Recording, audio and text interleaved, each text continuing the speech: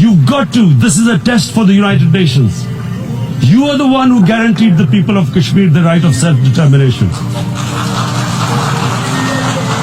They are suffering because of that.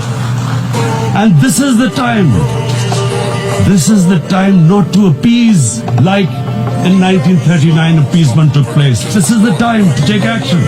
And number one action must be that India must lift this inhuman curfew, which has lasted for 55 days. It must